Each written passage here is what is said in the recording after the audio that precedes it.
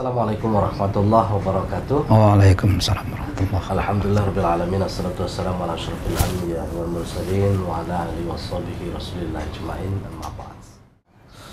Para pemirsa yang dimuliakan oleh Allah Subhanahu wa taala, adapun tema yang akan kita bahas pada kesempatan kali ini adalah cukup menarik, yaitu tentang zakat profesi. Dan alhamdulillah di tengah-tengah kita telah hadir seorang narasumber yang tidak asing lagi bagi kita, yaitu Al-Ustaz Dr. Andes Haji Siun Duhan MHI. Assalamualaikum Ustaz. Waalaikumsalam warahmatullahi wabarakatuh. Bagaimana kabarnya, sehat? Alhamdulillah sehat. Ya, akan terfokus kepada zakat profesi. Bicara masalah zakat profesi nih Ustaz, apa sebenarnya yang dimaksud dengan zakat profesi? Iya.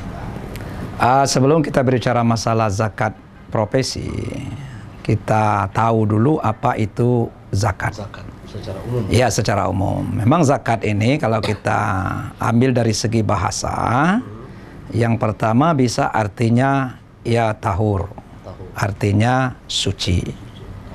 Nah, kenapa dikatakan suci? Artinya harta yang kita peroleh itu akan disucikan dengan cara membayar zakat.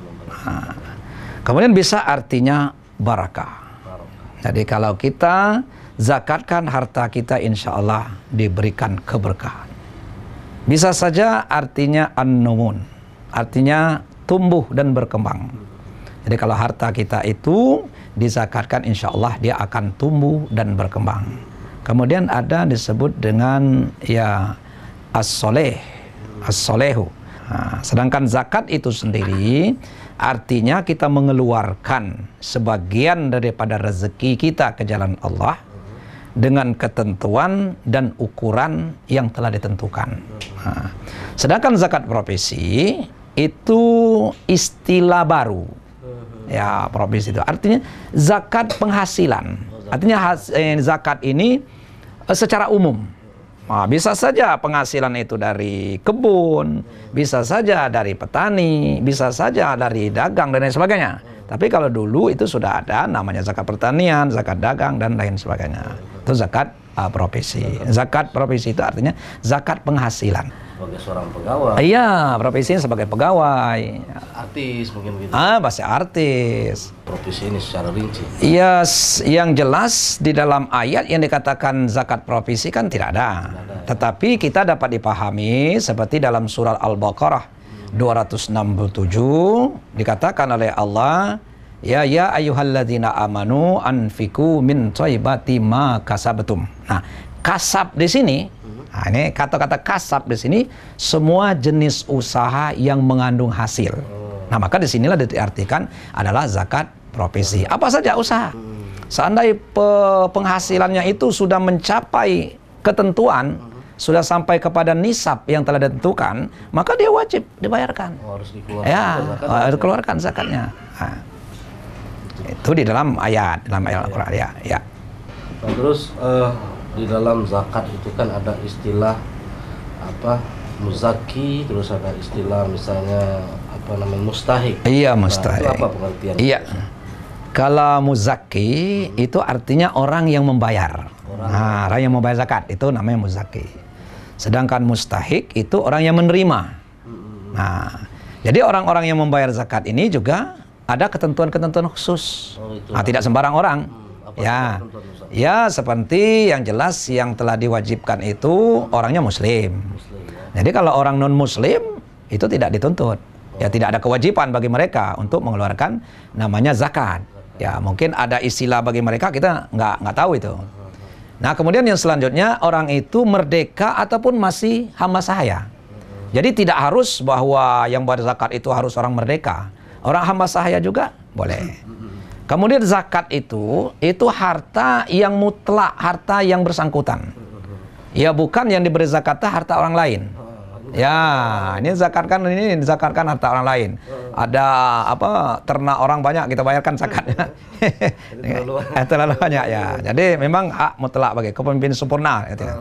Kemudian sudah sampai nisab dan haul. Nah, nisab itu kalau bahasa ini ya kadarnya sudah tentukan berapa. Kemudian haulnya itu umur, ya jangka waktunya bisa 1 tahun. Ya kalau dulu dikatakan nisab itu 1 tahun. Tapi ada juga yang mengatakan nisab itu tidak harus 1 tahun, bisa tiap-tiap panen kalau itu jenis pada yang panen. Kalau Ya.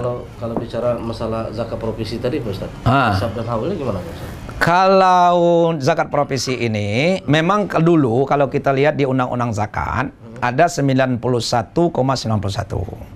Ya, kemudian ada ulama-ulama fikih terdahulu menetapkan itu 94, ada yang 96.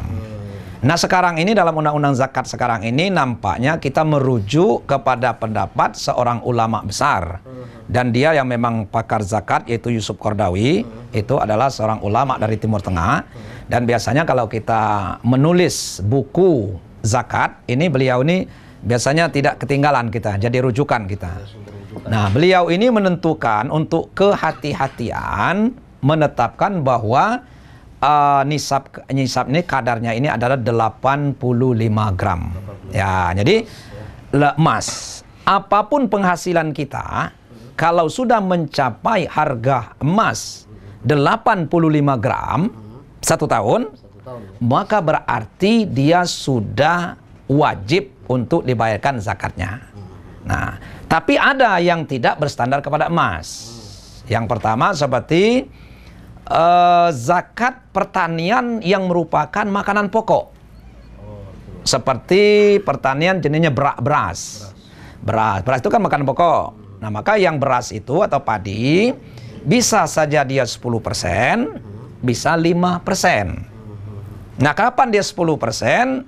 Itu apabila kita menggarap sawah atau ladang ini tidak mengeluarkan biaya. Kalau sawah itu ya ngandalkan air sawah hujan, mupuk tidak, ya buang rumputnya tidak perlu ngupah dan sebagainya.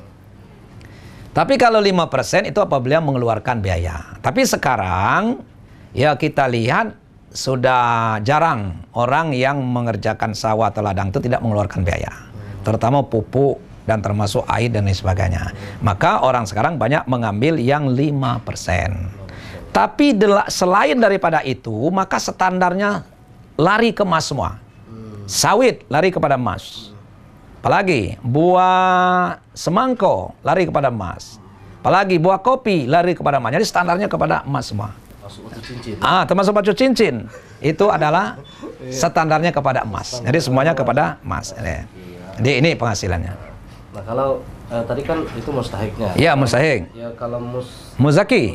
Bukan muzaki, mustahik. Tadi muzaki. Iya, itu mustahik. Ya. Kalau mustahik artinya orang yang berhak menerima. Orang yang berhak. Ya. Ini bisa kita lihat di dalam surat At-Taubah ayat 60. Jadi di situ Allah, ya saya mengistilahkan Allah meminjam bahasa sedekah.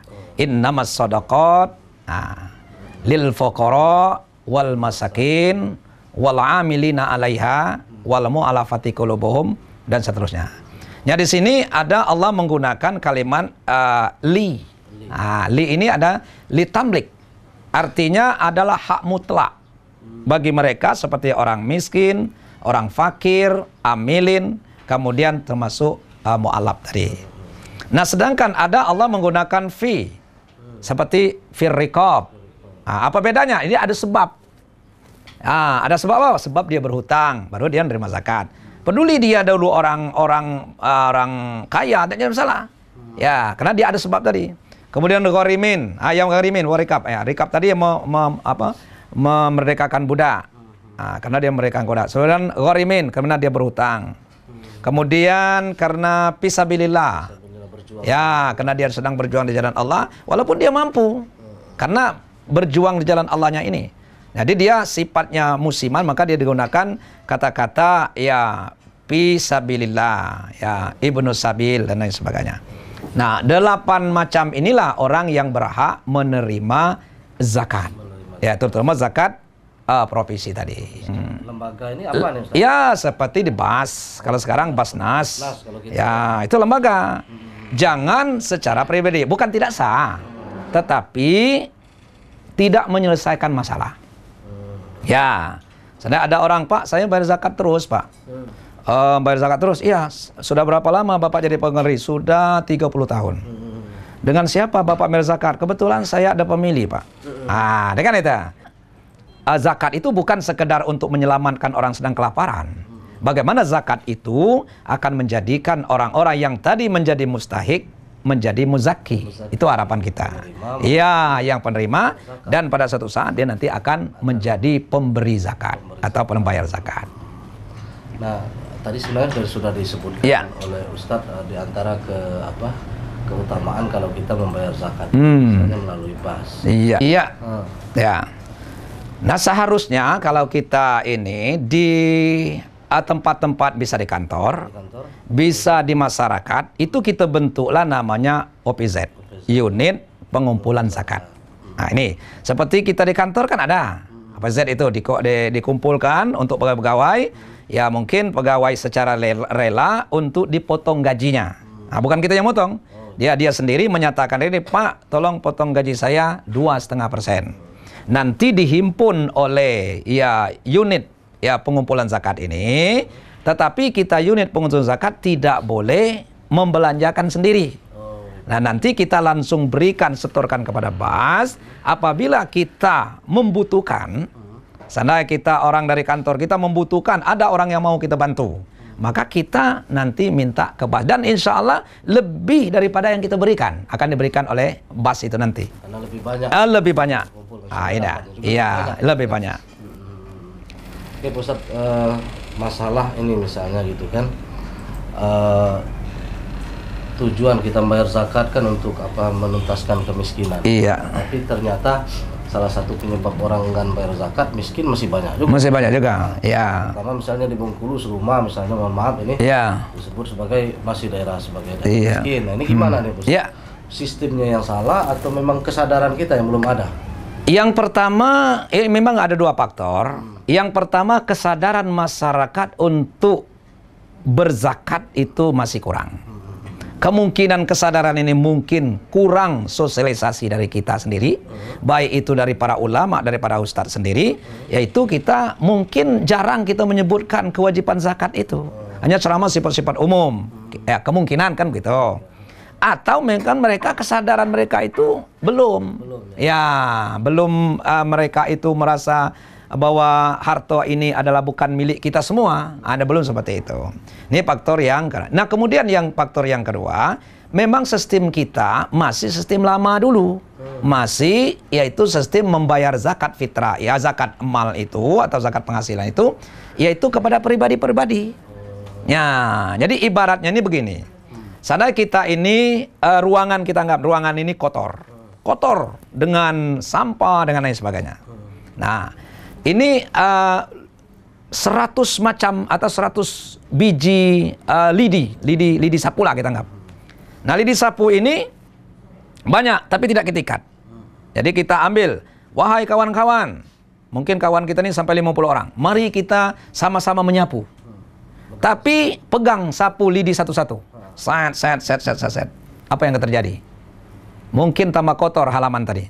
Tapi coba, hoi kawan-kawan, tidak usah kita menyapu semua. Sini, kita kumpulkan lidi yang kamu pegang tadi. Kita jadikan jadi sapu. Cukup saya yang menyapu halaman ini. Insya Allah dengan sapu satu ini tadi, kita kumpulkan menjadi sapu. Dia bisa membersihkan halaman yang kotor tadi. Nah, sama dengan orang-orang yang miskin tadi. Kalau kita berikan satu-satu lidi, ini tidak akan menyelesaikan masalah. Tapi coba kalau kita kumpulkan kepada suatu lembaga, mungkin namanya LAS, mungkin namanya Basnas. Nah, Basnas lah yang akan menyapu nanti.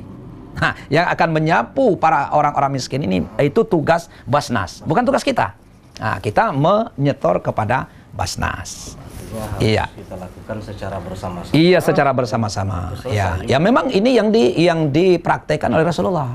Ya, yang penting kan Rasulullah. Dia pakai, kalau dulu dikumpulkan dia melalui Baitul Mal. Kalau sekarang mungkin melalui zakat. Masuk zakat, melalui Basnas, melalui LAS dan lain sebagainya. Oke, Ustaz, sebenarnya ini cukup menarik ini. Keterbatasan waktu. Ini mohon maaf kita harus berakhir ini di sini saja, dan mudah-mudahan apa yang tadi Ustaz sampaikan ini bisa dipahami oleh masyarakat, umat Islam, sehingga kesadaran untuk berzakat ini akan lebih maksimal lagi dan dampaknya akan dapat kita rasakan khususnya fakir dan miskin. Baik para pemirsa BTV yang dimuliakan oleh Allah Subhanahu wa taala, demikian kebersamaan kita dalam acara Mutiara Ramadan penuh hikmah dan alhamdulillah tadi sudah diuraikan oleh Ustadz. Mudah-mudahan ini bisa kita ambil manfaatnya Dan kami yang bertugas mengucapkan mohon maaf apabila terdapat kekhilafan dan kesalahan, dan insya Allah kita akan berjumpa di lain kesempatan. Terima kasih. Wallahu muwaffiq ila aqwamit thoriq. Assalamualaikum warahmatullahi wabarakatuh. Waalaikumsalam warahmatullahi wabarakatuh.